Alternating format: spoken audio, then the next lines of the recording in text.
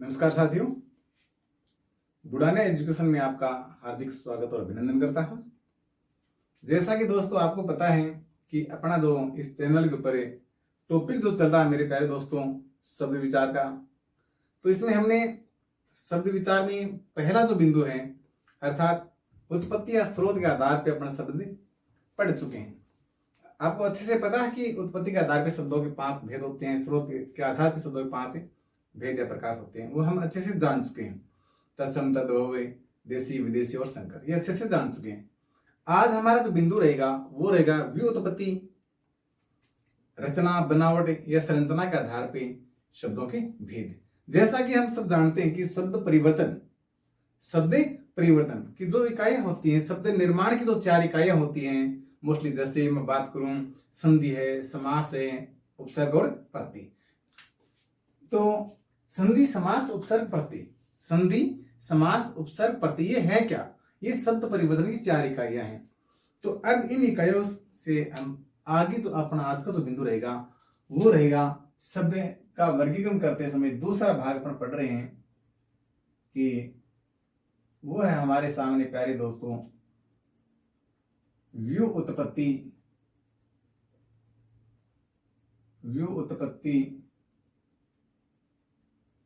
संरचना, बनावट। काफी नामों से अपने 3-4 नामों से इसको अपने जान सकते हैं। व्युत्पत्ति, संरचना, बनावट, रचना भी इसे कह सकते हैं अपने, रचना। व्युत्पत्ति, संरचना, बनावट, रचना के आधार पर शब्दों के भेद। तो प्यारे दोस्तों आपको पता है कि इस आधार पे हम शब्द पढ़ेंगे 3 प्रकार के। कितने प्रकार के? 3 प्रकार के। 3 प्रकार के। अब वो 3 प्रकार हैं कौन कौन से? ये शब्द विचार का जो अपना जो बिंदु चल रहा है उसमें शब्द का वर्गीकरण हमने जो किया था, तो हम पहला हमने पढ़ लिया। दूसरा है व्युत्पत्ति, संरचना, बनावट या रचना के आधार पर शब्दों के भेद। इसमें पहला जो है हमारे सामने वो होगा रूढ़ शब्द। रूढ़ शब्द, रूढ़ शब्द व्युत्पत्ति, संरचना या बनावट के आधार पे सबसे पहला जो शब्द है वो है प्यारे दोस्तों रूढ़ शब्द। रूढ़ होता क्या है, कहते किसे हैं? रूढ़ का मतलब, रूढ़ का शाब्दिक जो अर्थ होता है वो होता है निश्चित, निश्चित कर देना, किसी के लिए भी निश्चित हो जाना। अर्थात वे शब्द, कौन से शब्द? वे शब्द जो किसी एक के लिए निश्चित हो जाते हैं। किसी एक के लिए निश्चित से तात्पर्य मेरे प्यारे दोस्तों वो ये है कि ना तो उसमें संधि होती है, ना कोई समास होता है, ना संधि, ना समास, ना उपसर्ग, ना प्रत्यय। 4 जो शब्द परिवर्तन की इकाइयां हैं, जो सबसे पहले मैंने शुरुआत में बताया था कि शब्द परिवर्तन की 4 इकाइयां होती हैं, संधि, समास, उपसर्ग, प्रत्यय। इन चारों में से कोई भी इसमें काम नहीं आता है, अर्थात इन चारों का कहीं कोई योगदान नहीं होता है। तो अपन परिभाषा लिखते हैं कि वे शब्द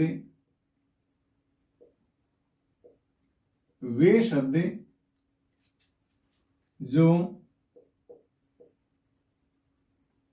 किसी के लिए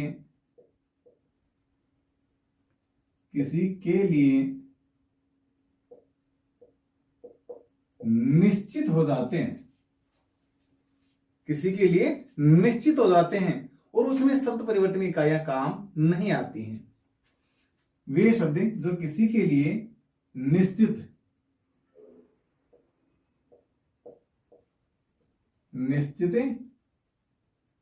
या रूढ़, रूढ़ का अर्थ ही प्यारे दोस्तों क्या है? निश्चित, निश्चित या रूढ़ हो जाते हैं,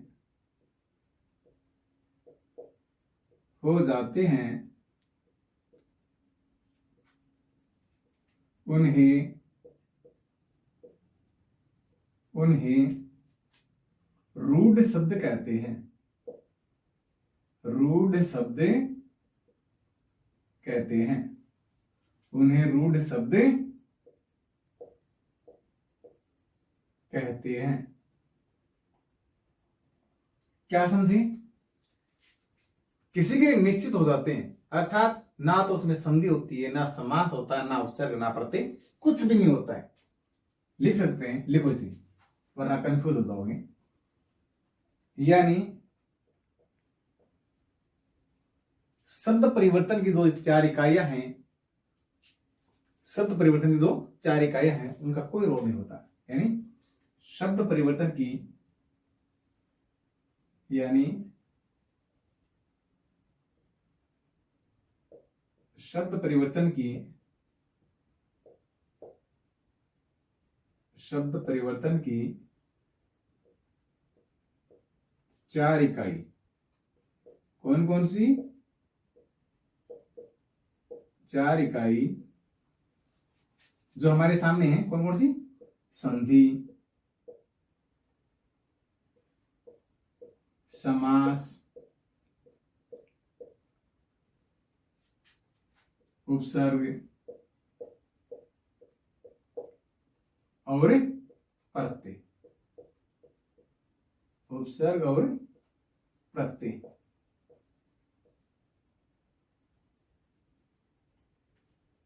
यानी शब्द परिवर्तन की 4 जो इकाइयां, संधि, समास, उपसर्ग और प्रत्यय, इनका प्रयोग इसमें नहीं होता है। प्रत्यय इनका प्रयोग रूढ़ शब्दों में, रूढ़ शब्दों में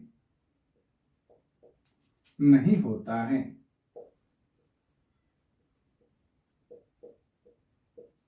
नहीं होता है। शब्द परिवर्तन की 4 इकाइयां, संधि, समास, उपसर्ग और प्रत्यय, इनका कोई योगदान नहीं होता है। जैसे थोड़ा एक उदाहरण देने का प्रयास करूं, आपको उदाहरण देके समझाने का प्रयास करूं, तो जैसे से तात्पर्य मेरे प्यारे दोस्तों, यहाँ पे उदाहरण में देके बताऊं आपको, होते कौन कौन से रूढ़ शब्द? जैसे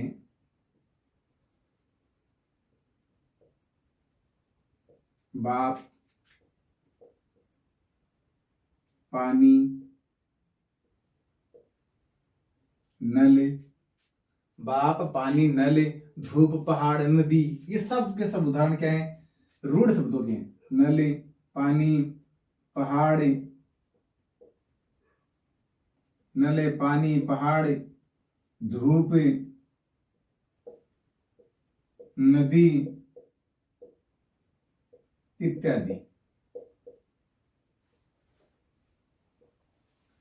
जहां तक मेरा मानना है कि आपको समझ में आ रहा है प्यारे दोस्तों, यदि समझ में आ रहा है तो अपना कमेंट के रूप में थम्स अप मुझे अवश्य भेजना कि बाप, पानी, नल, पहाड़, धूप, नदी इत्यादि, ये सब क्या है? ये रूढ़ शब्द हैं। ये सब के सब क्या है? रूढ़ शब्द है। अर्थात इनमें संधि, समास, प्रत्यय, उपसर्ग का कोई योगदान नहीं होता है। इनमें इनका किसी प्रकार से कोई कहीं कोई इनका रोल नहीं होता, कहने का मतलब ये। अब रूढ़ शब्दों के बाद में मैं आपको लेके चलता हूं यौगिक शब्दों में। कहां पर? यौगिक शब्द। नंबर 2 पे चलते हैं प्यारे दोस्तों, यौगिक शब्द। यौगिक शब्द, समझे इस चीज को। यौगिक यानी योग हो रहा है किसका? योग किसका हो रहा है? योग हो रहा है दोस्तों रूढ़ शब्दों का, आपस में जुड़ रहे हैं। और ये सीधी सी बात है, जो जुड़ेगा वो टूटेगा भी, जिसको जोड़ेंगे उसे तोड़ेंगे भी, जिसको तोड़ेंगे उसे जोड़ेंगे भी। अर्थात यौगिक वे शब्द जो किसी शब्द के लिए रूढ़ तो होते हैं, तो निश्चित हो जाते हैं। अब यहां पर 2 शब्द जोड़ेंगे, ज्यादा भी जोड़ सकते हैं, 2 या 2 से अधिक भी जोड़ सकते हैं, कि 2 या 2 से अधिक शब्दों के योग को यौगिक शब्द कहते हैं। 2 या 2 से अधिक शब्दों के योग से बने शब्दों को यौगिक शब्द कहते हैं। लिखो, 2 या 2 से अधिक, 2 या 2 से 2 या 2 से अधिक शब्दों के योग से बने शब्द, योग से बने शब्द यौगिक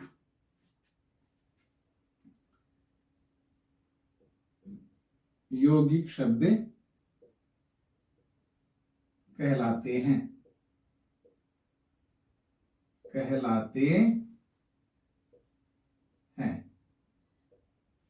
अर्थात दो शब्द कौन से रूढ़ शब्द होंगे, दो शब्द रूढ़ जुड़ेंगे, कोई तीसरा शब्द निकल के आएगा। अर्थात कहने का मतलब ये मेरे प्यारे दोस्तों, यहां पर अपने संधि, समास, उपसर्ग, प्रत्यय चारों शब्दों का मेल हो रहा है।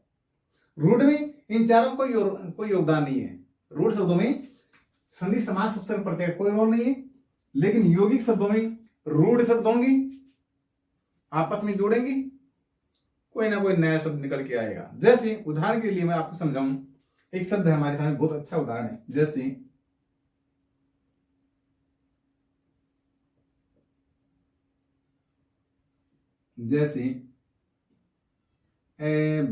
अभयारण्य, बहुत अच्छा उदाहरण है प्यारे दोस्तों। अभयारण्य शब्द कैसा है, यदि कोई पूछ भी ले तो कैसा शब्द है, यौगिक शब्द है। क्यों, कैसी, इसका टुकड़े करते हैं, इसको तोड़ के देखते हैं। अभय धन अरण्य, अभय धन अरण्य। अभय क्या होता है, जहां भय नहीं हो, निडर। अरण्य जंगल होता है, वह स्थान जहां पे वन्य प्राणी, वन्य जीव निर्भीक होकर के विचरण करते हैं, घूमते हैं, वो स्थान अभयारण्य कहलाता है। अभयारण्य नहीं होगा, ध्यान रखना। सब्सिडी में काफी बार पूछा जाता है, सब्सिडी में कि आधा भय देकर के अभयारण्य बोल दिया जाता है, तो ऐसा नहीं होगा, अभयारण्य होगा, अभयारण्य। इसके अलावा और मैं आपको उदाहरण दूं, जैसे आजीवन, ये संधि का उदाहरण हो गया, ये संधि का उदाहरण है। अब जैसे आजीवन, आजीवन, ये लो समास का उदाहरण आ गया। आजीवन यानी जीवन पर्यंत। इसके बाद प्रतिदिन, प्रतिदिन, प्रति उपसर्ग आ गया, दिन रूढ़ शब्द है, जैसे हमने रूढ़ शब्दों में उदाहरण भी दिया होगा, नहीं दिया तो बात नहीं, लेकिन दिन भी एक शब्द कैसा है, रूढ़ है। तो बात करूं आजीवन, इसके अलावा विद्यालय है, दीपावली है, बहुत सारे उदाहरण ऐसे हैं। अच्छा, ध्यान देने के बाद एक और मैं बता देता हूं, यहां पे लिख लो दोस्तों, दीपावली इत्यादि। आप समझो इस बात को कि दो तीन उदाहरण दिए, बाकी अब यहां पर संधि से बना हुआ जो भी शब्द होगा यौगिक होगा, समास से बना हुआ शब्द जो भी होगा यौगिक हुआ, प्रत्यय या उपसर्ग से बना हुआ शब्द जो भी मिले आपको वो कैसा होगा, यौगिक। लेकिन ध्यान देने वाली बात यह है कि समास का मैंने नाम लिए हैं, समास में भी अपने को एक समास छोड़ना पड़ेगा, एक समास हमें छोड़ना पड़ेगा। वो समास कौन सा जिसको छोड़ना है?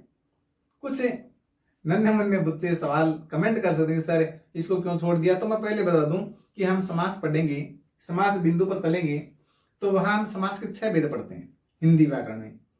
हिंदी व्याकरण में समास के 6 भेद होते हैं, उनमें से एक समास आता है बहुब्रीहि समास। कौन सा? बहुब्रीहि समास। उसको हमें छोड़ना पड़ेगा। क्यों छोड़ना पड़ेगा? क्योंकि उसके उदाहरण जो भी हैं, बहुब्रीहि समास के जो भी उदाहरण आते हैं वो प्यारे दोस्तों योगरूढ़ शब्दों में आते हैं। बात करते हैं उसकी आगे। तो यहां लिख लो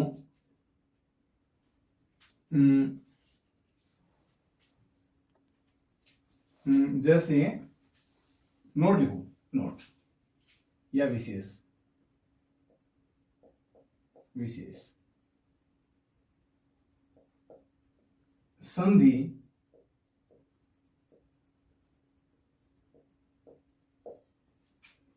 समास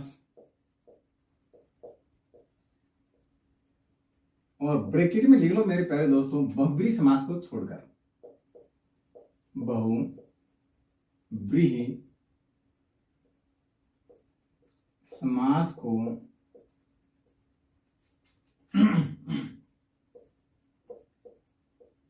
छोड़कर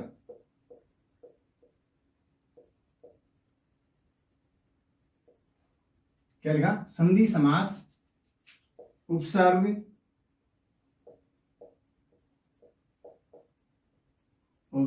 और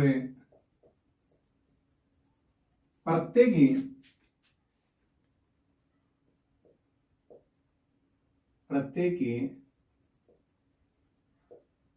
सभी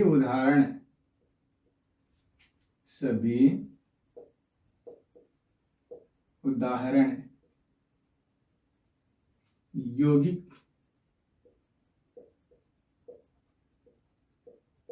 यौगिक शब्द या यौगिक शब्दों में आते हैं। यौगिक शब्दों में आते हैं। कौन से समास को छोड़ दिया हमने? बहुव्रीहि समास को छोड़ दिया हमने। अब चलते हैं आगे, मैं आपको लेके चलता हूं मेरे प्यारे दोस्तों। जो हमारा तीसरा जो शब्द है व्युत्पत्ति या रचना या बनावट या संरचना के आधार पे जो तीसरा जो बिंदु है, तीसरा जो शब्द है वो है हमारा योग रूढ़ शब्द। अब ये क्या है? योग रूढ़ शब्द समझो। रूढ़ शब्द है योग रूढ़। अब ध्यान देने वाली बात है कि रूढ़ जुड़ रहे हैं, वही शब्द यौगिक में जुड़ रहे थे, रूढ़ शब्द थे आपस में जुड़ रहे थे, अर्थात संधि समास उपसर्ग प्रत्यय उदाहरण।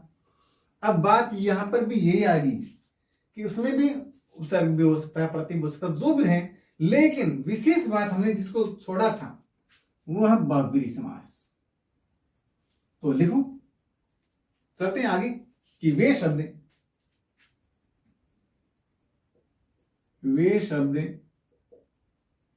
जो दो या दो से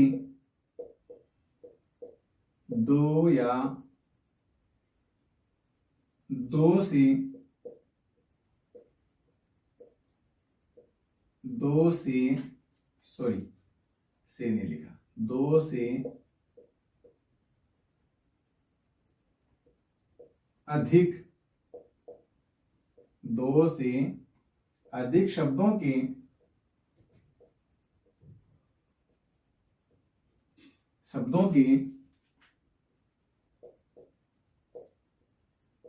योग से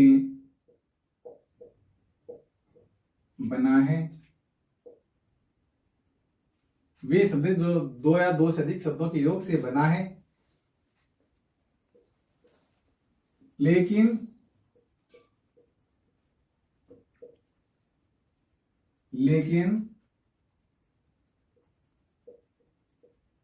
कोई तीसरा ही अर्थ निकलता है, कोई तीसरा ही अर्थ निकलता है,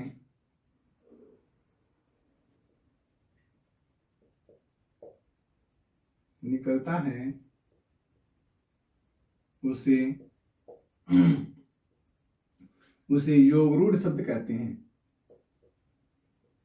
योग रूढ़ शब्द कहते हैं, उसे योग रूढ़ शब्द कहते हैं। अर्थात दो शब्द जुड़ रहे हैं और जुड़ने के बाद में वो किसी तीसरे के लिए रूढ़ हो जाते हैं, उसके लिए स्थायी हो जाते हैं, निश्चित हो जाते हैं। वो शब्द क्या कहलाते हैं दोस्तों? योग रूढ़ शब्द कहलाते हैं। जैसे मैं आपको समझाऊं, जैसे दशानन,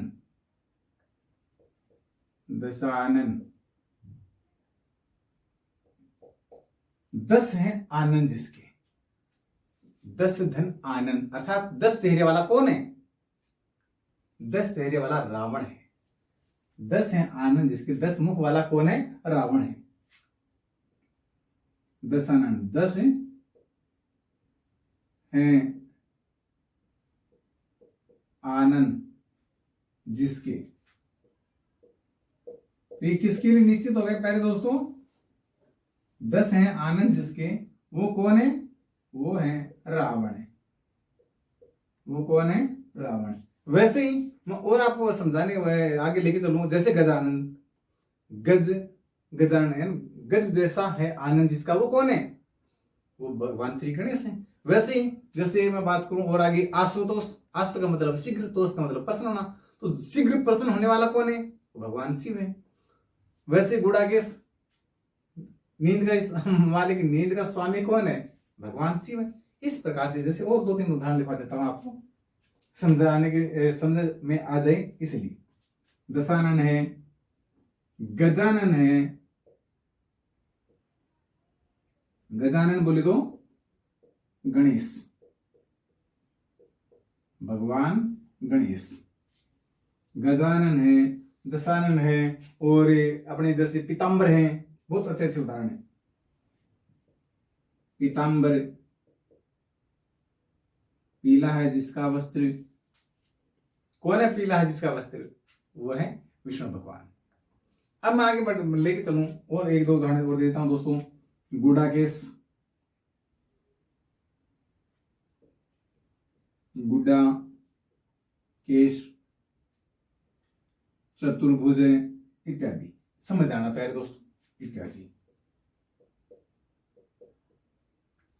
इत्यादि। अब एक विशेष लिख लो कि बहुव्रीहि समास के जितने भी उदाहरण वो सारे के सारे योग रूढ़ शब्दों में आते हैं। विशेष लिख लो, विशेष विशेष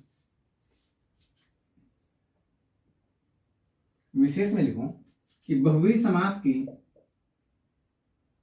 बहुव्रीहि समास के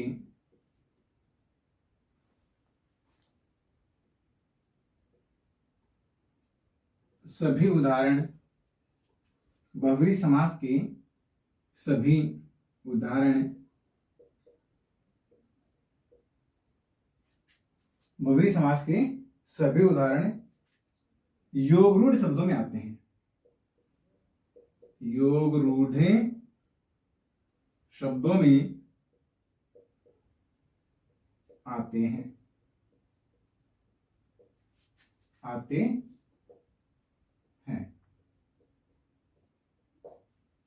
ठीक है दोस्तों, जहां तक मेरा मानना आपको अच्छे से समझ में आ चुका होगा, यानी बहुव्रीहि समास के जितने भी उदाहरण होंगे, बहुव्रीहि समास चाहे वो देवी देवता, मोस्टली अपने क्या होता है कि बहुव्रीहि समास में देवी देवता के ही शब्द आते हैं, तो देवी देवताओं से संबंधित जो भी उदाहरण मिले आपको, निसंकोच होकर, बेझिझक होकर के आप योग रूढ़ शब्दों में समझ बता देना उनको, है ना। फिर आज का तो अपना जो बिंदु है, जो रहा बिंदु शब्द विचार में कि व्युत्पत्ति, बनावट, संरचना या रचना के आधार पे जो शब्द रहे, उस आधार की मैं बात करूं तो प्यारे दोस्तों अच्छे से समझना होगा कि हमने व्युत्पत्ति के आधार पर शब्दों को 3 भागों में बांटा। नंबर 1 रूढ़, नंबर 2 यौगिक, नंबर 3 योग रूढ़। अब उदाहरण अच्छे से आपको समझा दी। अब फिर भी कहीं कोई दिक्कत हो, कोई कंफ्यूजन हो, डाउट हो, संदेह हो, तो कमेंट करना और वीडियो को शेयर, लाइक और सब्सक्राइब करना मेरे प्यारे दोस्तों। और एक छोटा सा रिक्वेस्ट फिर से मैं उन नन्हे मुन्ने बच्चों के लिए कि जो दिल और जान से जुड़े हुए हैं, कि प्यारे चुनु मुन्नो अच्छे से वीडियो को देखते रहना, और जो टॉपिक समझ में नहीं आए वो अच्छे से पूछ लेना मुझे, है ना। चलो, अपने चैनल को सब्सक्राइब करें, शेयर करें। धन्यवाद।